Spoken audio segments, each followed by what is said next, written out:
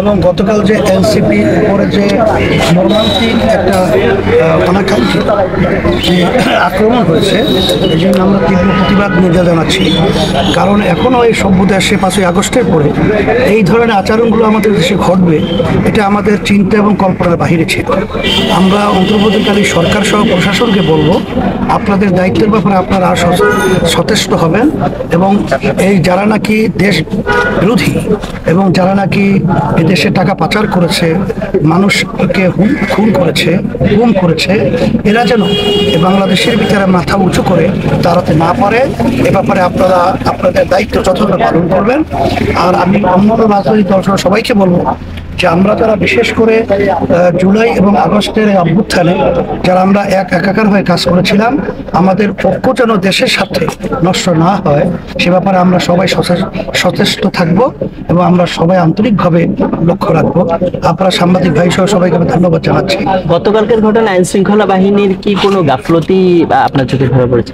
সেটা তো আমরা বলবো যে যেহেতু তারা ওখানে যাবে আর ওখানে স্পর্শকাতর একটা জায়গা গোপালগঞ্জ, আইন শৃঙ্খলা বাহিনী আরও তাদের দায়িত্বটা আরও ভালোভাবে পালন করার ব্যাপারটাই আমরা আসলে চিন্তা করছিলাম, কিন্তু সে ব্যাপারে আমরা দুর্বলতা দেখিয়েছি।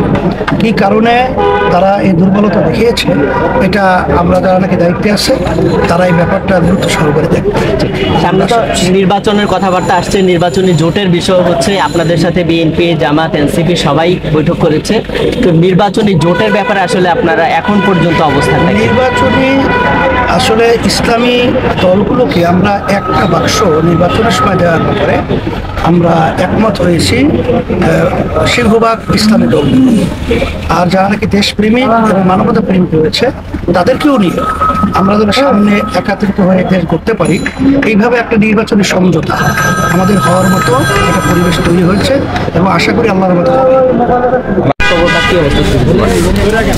আমরা কবর জিয়ারত করতে আসি। বিশেষ করে আমাদের যে অভ্যুত্থানে জুলাই আগস্টে একজন ন্যায়ের পক্ষে অঙ্গের প্রতিবাদে যে দেশের জন্য ন্যায়ের পক্ষে যে আত্মত্যাগ করেছে, জীবনকে বিসর্জন করেছে আমাদের আলম সাহেব, ওর কবর জিয়ারত এবং আমাদের বিশেষ করে এখানে অনেক আমাদের দায়িত্বশীল সহ আমাদের অনেক এখানে শাহিদ আছেন।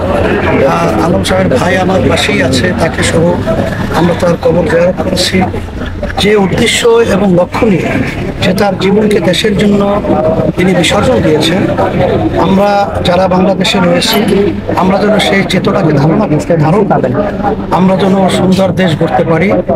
আমরা ব্যক্তির চেয়ে দলের চেয়ে দেশকে অগ্রাধিকার দিয়ে আমরা যেন সবাই একাকার হয়ে ন্যায়ের পক্ষে অন্যায়ের প্রতিবাদে আমরা যেন কাজ করতে পারি। বিশেষ করে যারা নাকি জুলাই আগস্টে এই অভ্যুত্থানে যারা মায়ের কোল সন্তান হারা হয়েছে এবং অনেক হাফেজ আলেমরা যারা জীবন দিয়েছে, এই শাহাদাতের রুহের মাগফিরাত আমরা করছি এবং সাথে সাথে আমরা দোয়া করছি আল্লাহ যেন এই চেতনায় উজ্জীবিত হয়ে আমাদের দেশ গড়ার ব্যাপারে অন্যায়ের প্রতিবাদে ন্যায়ের পক্ষে আমরা যেন সবাই কাজ করতে পারি।